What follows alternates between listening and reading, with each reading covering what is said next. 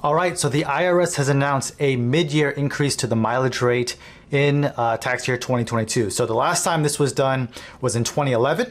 So it's been a decade, and there's some things that you might want to know. It's been some time, right? So in this video, we're going to dissect the increase in the mileage rate, and we're going to go through the math behind all this in terms of dollars and cents, and what it means to you in the form of a deduction and a tax saving. So we'll briefly talk about gas prices, what the mileage rate is changing to, the breakdown of the mileage rate, because some is allocated to fuel and some is allocated to depreciation and wear on your vehicle, and what your deduction will be and what your actual tax savings will be. So if it's your first time watching, my name is Navi Miraj. I'm a CPA who produces content all over social media with the goal of saving you thousands of dollars in taxes. So if that's something you're interested in, then please consider either liking this video or subscribe, especially if you learn something or get value out of it. So let's jump into what we're talking about. If you can see here on my screen, here's a memo from the IRS saying, hey, for the final 6 months of 2022, the standard mileage rate for business travel will be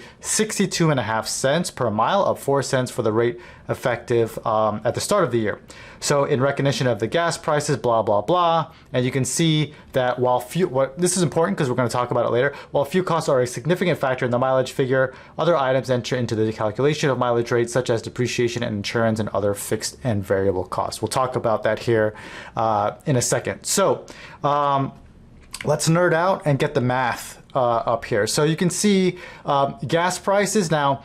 Gas prices right now are probably higher than $4.55 where you're at. I think national average in June of 2022 is around $5, but I need to compare apples to apples. So I'm taking May, because we know what May 2021's national average was, and we know what May 22's national average is. Or was, I should say. So the difference here between the 455 and the 308 is a 47.6% increase in the price of gas. And like I said, if I change that to $4.99, it's a 62% difference. So, but let's just leave it at where it was before, $4.55.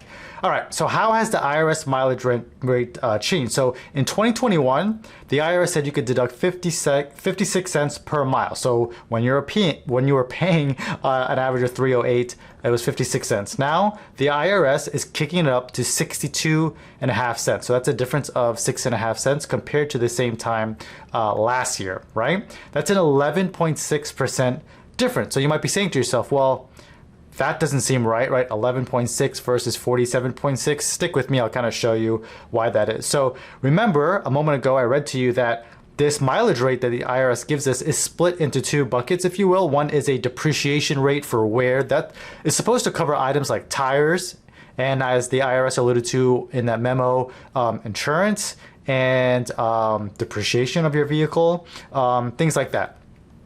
The gas rate is the 30 cents, or you can call it the fuel rate if you want, okay? So when you break this down, it's 26 cents and 30 cents. So they're saying the depreciation rate, in their opinion, has not changed. So they're not touching that piece. It's the gas rate portion that they're changing. So that actually is a 21.7% increase when you compare this 6.5 cents increase to 2021's number, all right? Hopefully that makes sense so far. Now we're gonna get a little bit more nerdy. So we're going into the details here. So what does this mean in terms of a tax deduction? So, doing this math, I'm saying here that let's say your vehicle miles per gallon is 25 miles a gallon, okay? And obviously you're but you're driving the same vehicle in 2021 that you are in 2022. So your mileage or miles per gallon hasn't changed, okay? The total deduction is $14. All right, so if you drive 25 miles, and you can see the math here. So if you drive 25 miles, then it's the 56 cents that they're giving you times the 25 miles that gets you the $14. I just want to show you the math, so if you want to recreate this on your own, you can.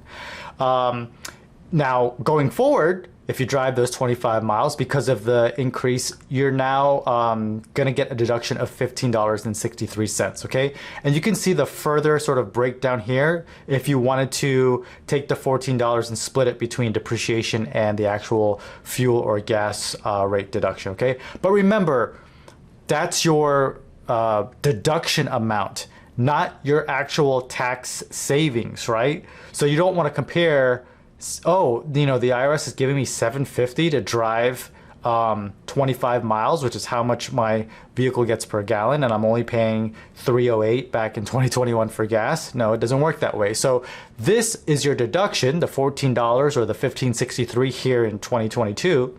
But then you need to kind of plug in what your tax bracket is, right? And so I'm kind of guessing here, but maybe the average listener of mine is going to be in the 22% tax bracket. Just to kind of show you what, if you want to change the number, these are the married filing jointly tax brackets for 2022. And so I'm saying, let's say your spouse made $60,000 and your business makes $60,000 in profit.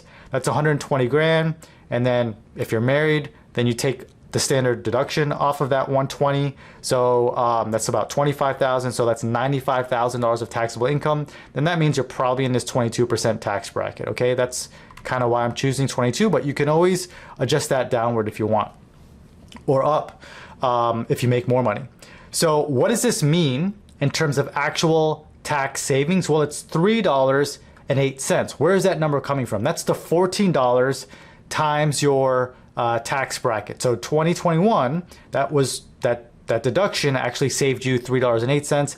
In 2022, or at least the second half, because this increases from July to December of 2022, it's $3.44, right? It's the $15.63 deduction that you're now getting times your tax bracket of 22% gets you the $3.44.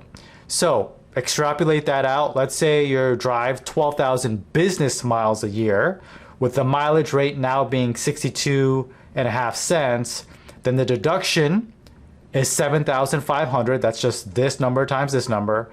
And the tax savings is the deduction times your tax bracket, your marginal tax bracket of $1,650, okay? So that's kind of how math is all kind of flushing out. Now I mentioned some somewhat technical terms there, right? I want you to know that if you go to my website, you'll be able to do a lot of things there. You get some free resources there. My videos are listed there.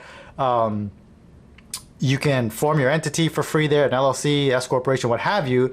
But I also have a course here that I've developed. And in the course, I just want to show you, we talk about these things in more detail. So you would actually learn what these concepts mean. So you see, like here in this building the foundation section, I'm going to teach you what a marginal tax rate is and an effective tax rate to kind of explain how that all actually works.